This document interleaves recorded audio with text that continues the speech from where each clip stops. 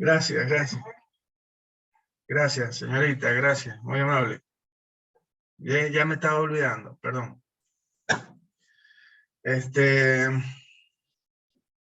Entonces, lo que estaba diciendo es, estoy haciendo un pequeño repaso nada más, de cualquier manera, pero es que todos los puntos del cuerpo, ¿sí? En este caso, esta rebanada que estoy considerando acá, todos los puntos que contienen a esta rebanada, están rotando con la misma velocidad angular, y eso es importante que lo tengan claro.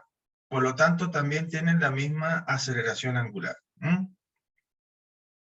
Lo que vamos a ver ahora es que no va a ser lo mismo en el caso de que consideremos las velocidades lineales o tangenciales, que es hacia donde nosotros vamos a ir ahora, al análisis correspondiente a qué velocidad lineal, no angular, velocidad lineal y aceleración tiene un punto que está ubicado a una determinada distancia del centro de rotación o del eje de rotación.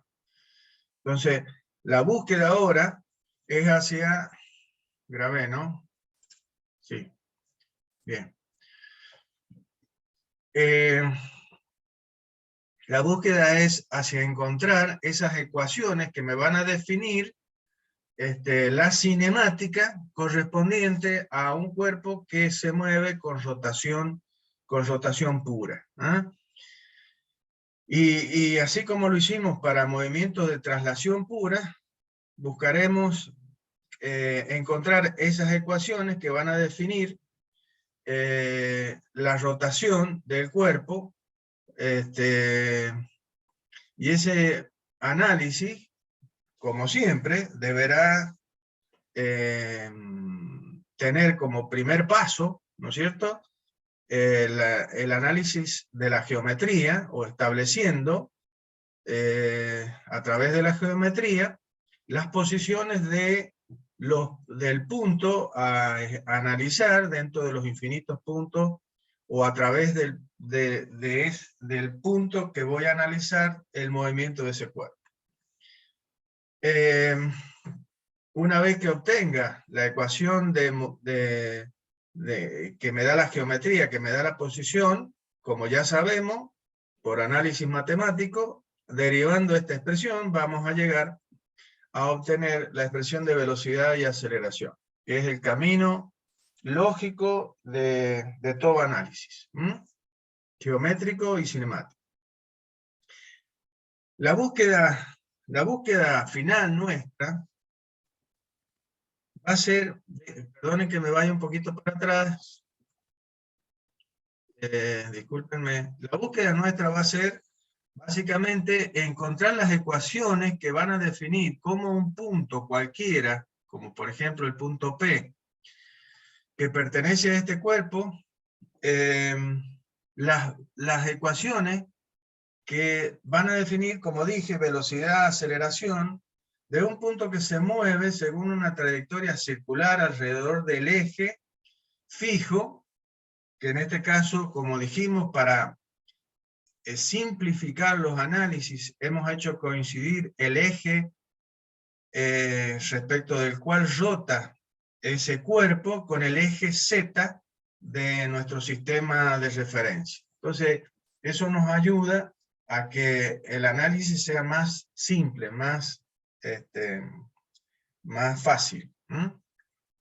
Entonces, la búsqueda final va a ser encontrar las ecuaciones correspondientes a esta situación, a la situación de un punto que se mueve según una trayectoria circular, en un plano. Pero para llegar a esas ecuaciones, tenemos que hacer un análisis más general, o sea que nos tenemos que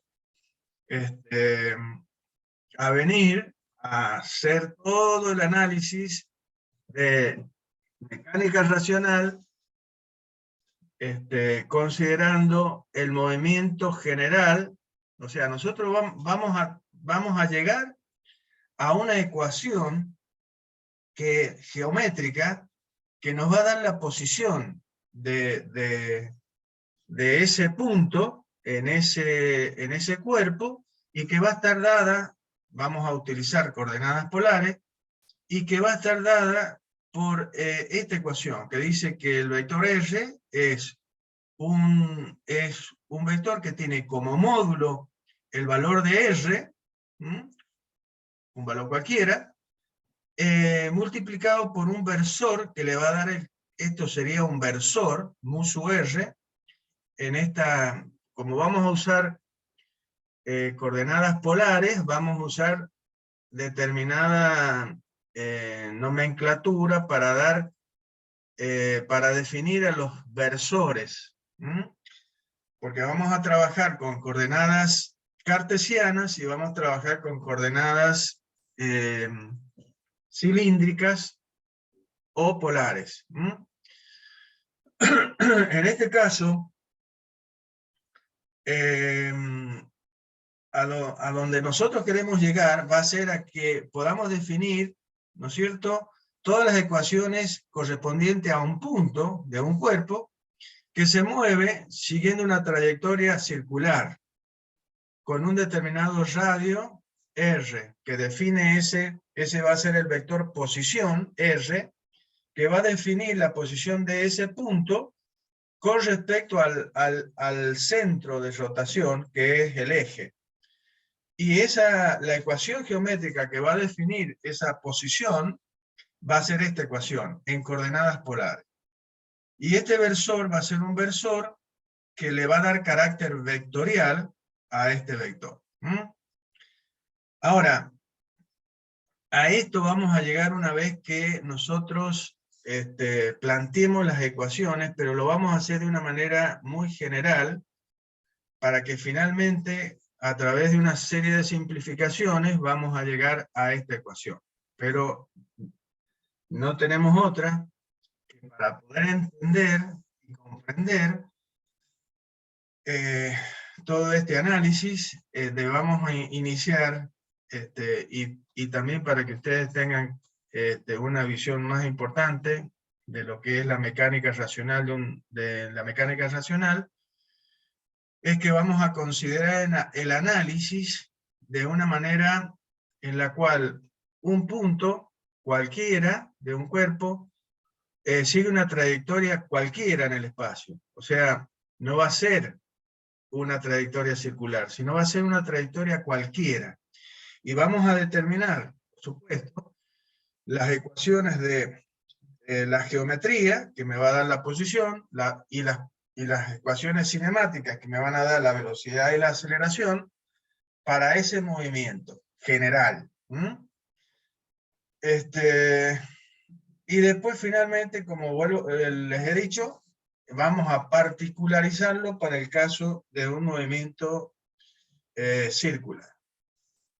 Entonces, empecemos con este análisis, definiendo la posición del punto. O sea, vamos a dar la geometría correspondiente para este movimiento, y vamos a considerar ese punto P que se mueve en el espacio y que sigue una trayectoria cualquiera, S.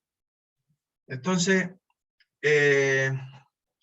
vamos a definir la posición de ese punto respecto de un sistema absoluto, para poder dar su posición, como sabemos, respecto de un sistema absoluto, y lo vamos a hacer a través de coordenadas cilíndricas. Entonces, acuérdense, las coordenadas cilíndricas que tienen que ver con el espacio, y las coordenadas polares, que son las mismas cilíndricas, pero referidas al movimiento en el plano.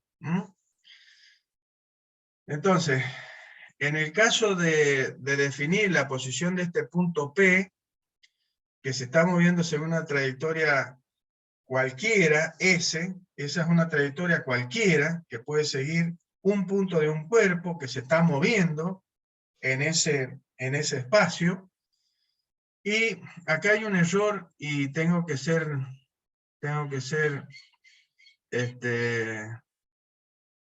con ustedes, acá ya lo vamos a corregir. Acá en vez de ser P sería RP.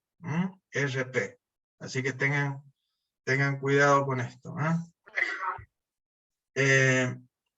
Según coordenada cilíndrica, yo puedo definir a la posición del punto P a través de un vector RP, no P solo, sino RP, que está definido por las coordenadas R, θ y Z, donde este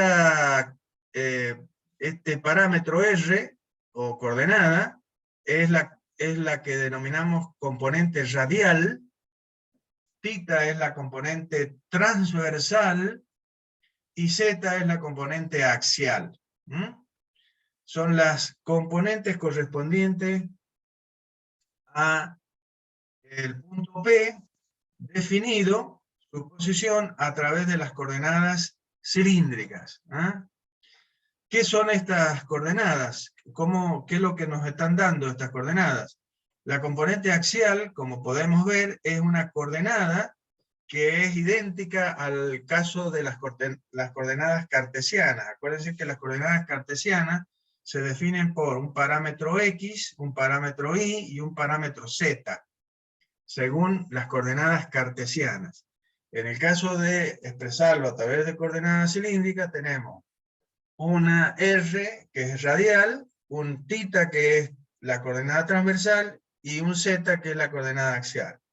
Ahora, esa componente axial en cilíndrico es idéntica a la Z, o sea, a la coordenada que define la posición de un punto respecto del plano XY, o sea, según la dirección del eje Z. La componente radial, R, está definida sobre un eje que va a ser perpendicular al eje Z. Va a ser perpendicular al eje Z. Y que se mueve sobre el plano XY. O sea que este sería esta dirección. Esta dirección que está acá, que sería esta misma dirección que tenemos acá. Porque esta es paralela a esta. Pero este R está sobre el plano XY,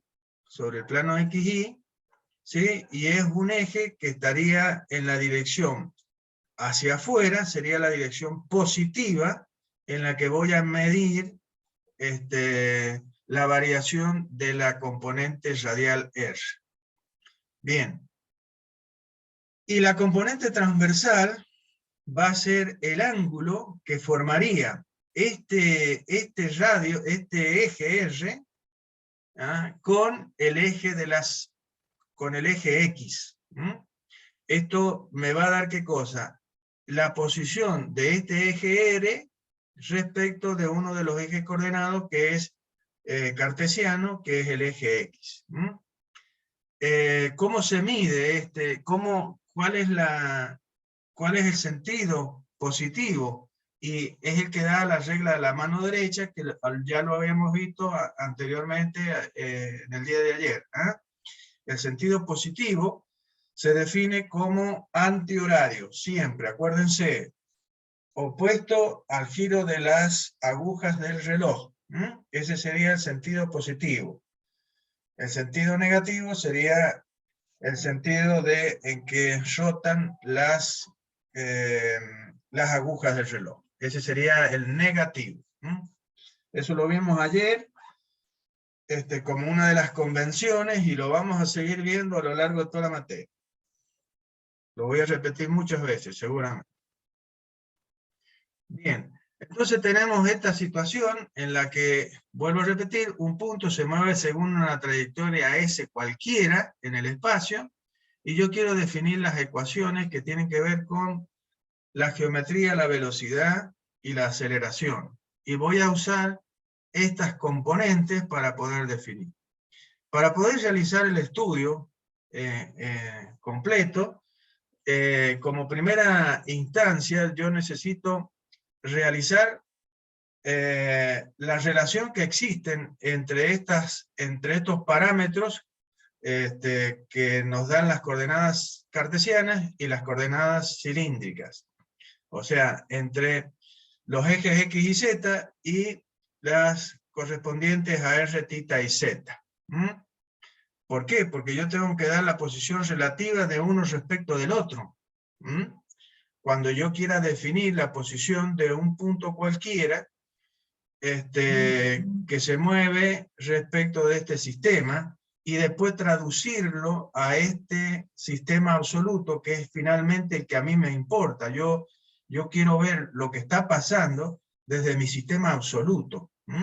Este va a ser como un sistema relativo, respecto del cual se van a mover algún punto, y a su vez yo lo voy a traducir a ese movimiento respecto de mi sistema absoluto, que es el que realmente me define la situación de movimiento. Ya vamos a llegar a las ecuaciones que me van a permitir realizar justamente esta transformación. No me gusta llamarle transformación, sino transferencia o expresar los movimientos desde este sistema al sistema absoluto. Traducir el comportamiento.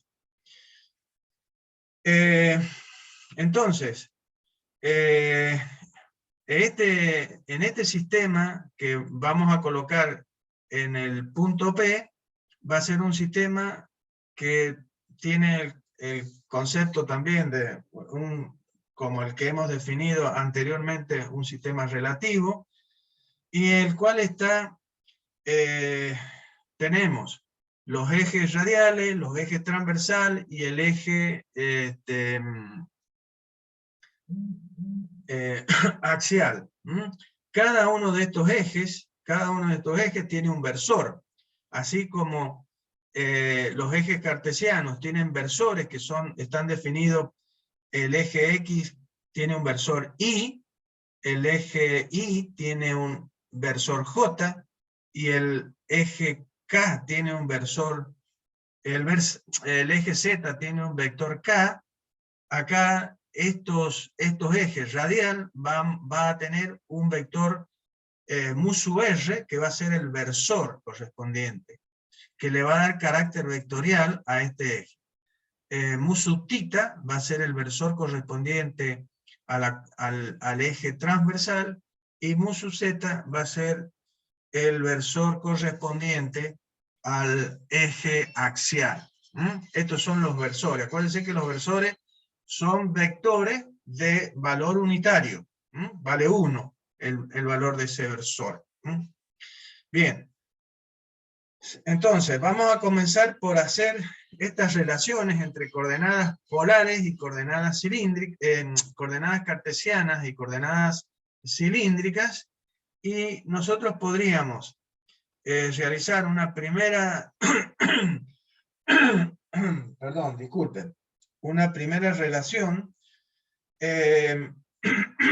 centrándonos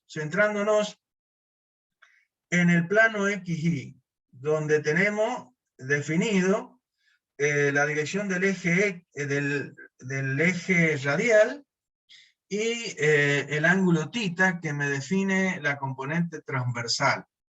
Y tenemos los ejes X y Z. Entonces, en función de esto, ¿qué tenemos dibujado acá? Tenemos dibujado lo que nosotros estamos viendo en el plano XY.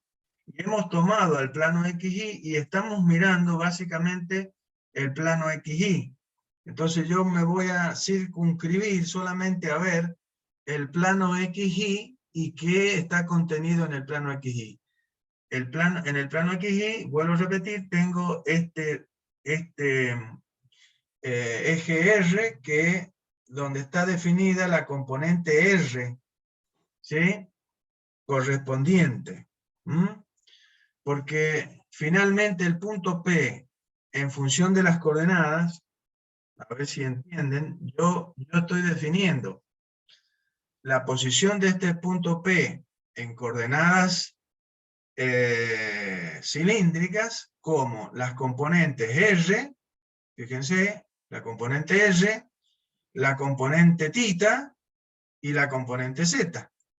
Entonces, desde el punto de vista desde el punto de vista cilíndrico, estas serían las componentes que me definen la posición de este punto P, y que son las coordenadas de este vector RP. Por eso les digo que acá hay un error, acá dice P, y debería decir RP. En 10 minutos se termina, y ahí les mando otro link, acuérdense. Entonces, este punto P, la geometría correspondiente para dar la posición de este punto P en coordenadas cilíndricas son la coordenada R, la coordenada θ y la coordenada Z correspondiente. En cartesiano sería la coordenada X, que es la proyección de R sobre X, la coordenada Y, o sea, X sobre el eje X, perdón, la coordenada Y sobre el eje Y, y la coordenada Z, ¿sí?, sobre el eje Z, y en donde Z, como ya hemos dicho, coincide, Z en cilíndrico coincide con Z en cartesiano. Bien. Entonces, lo que vamos a hacer es la relación que existen entre estas coordenadas cilíndricas y las coordenadas cartesianas.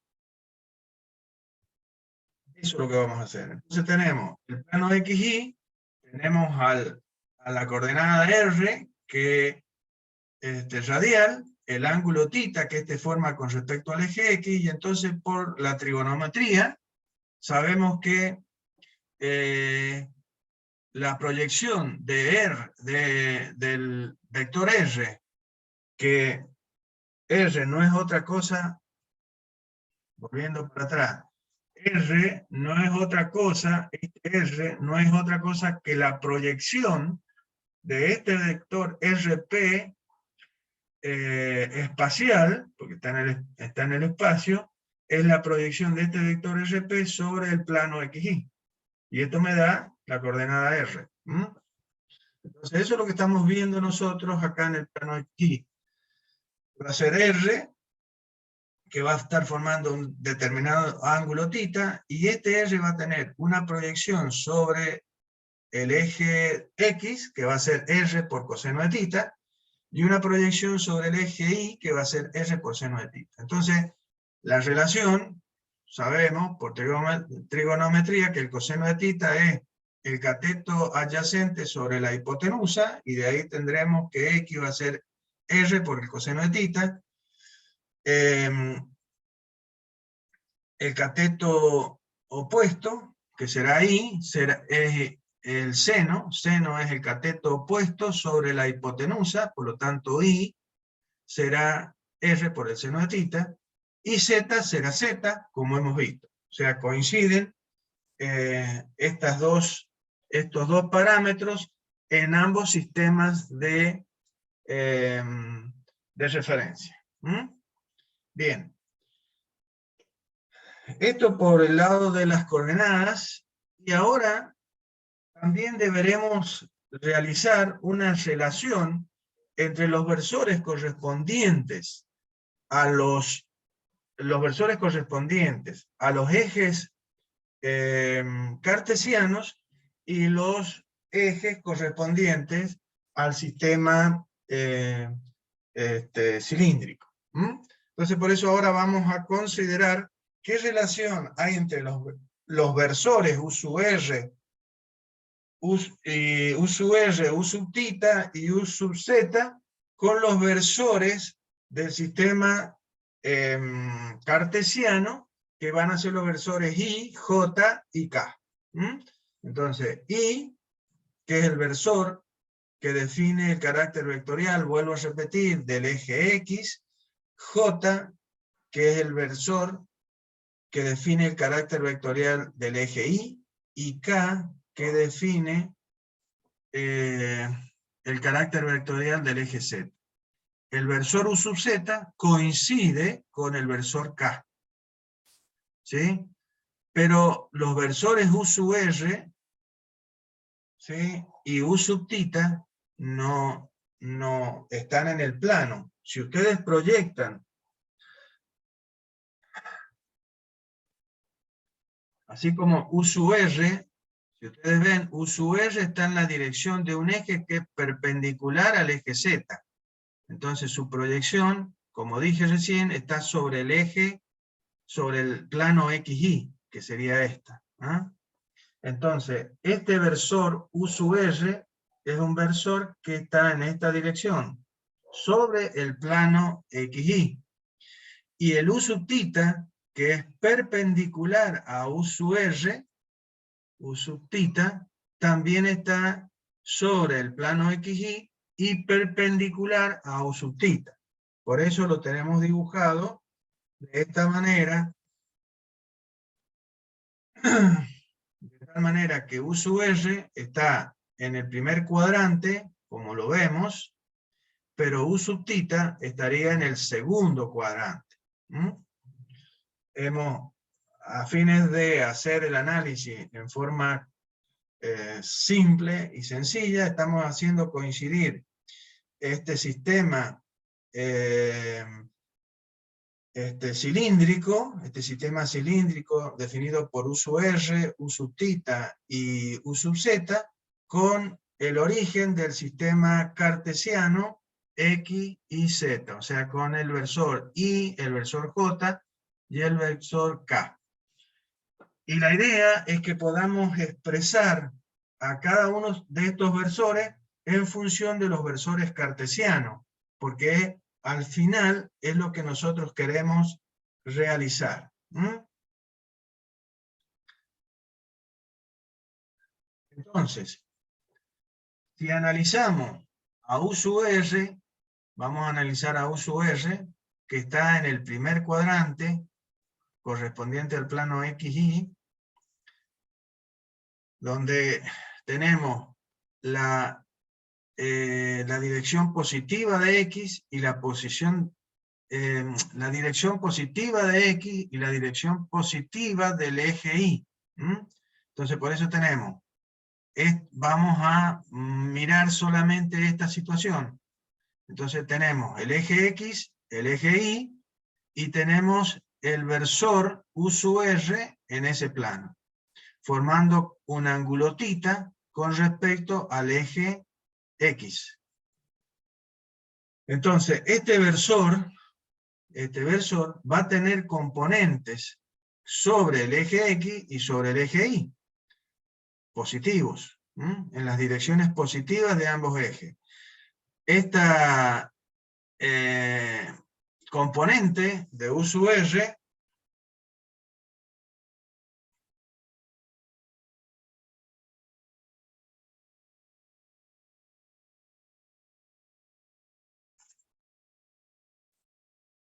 perdón, disculpen, es que me perdí por un segundo. Están faltando 2 minutos. Bien, continúo, disculpen. Entonces, este versor U sub R va a tener proyección sobre el eje X, que va a ser U sub R por el coseno de θ. Y sobre el eje Y va a tener una proyección que va a ser U sub R por el seno de θ.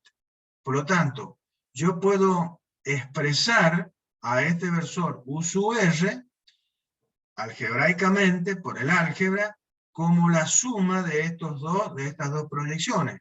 O sea que U sub R, pero esto no como vector, sino como el módulo. El módulo, porque son las proyecciones, básicamente. Entonces, vamos a tener el módulo de U sub R igual a U sub R por el seno de θ, ¿sí? Más U sub R por el coseno de θ, que son las proyecciones sobre los ejes X e Y. Bien, ahora si yo le doy carácter vectorial, si le damos carácter vectorial a estas proyecciones, entonces ahí sí el versor, este valor en módulo, U sub R, va a tomar carácter vectorial. Ahí sí estamos considerando a este elemento como un vector. Entonces va a valer U sub R seno de θ, que es el módulo, en la dirección del eje Z, el eje Y, perdón. Y U sub R coseno de θ, según Y, que sería la proyección sobre el eje X.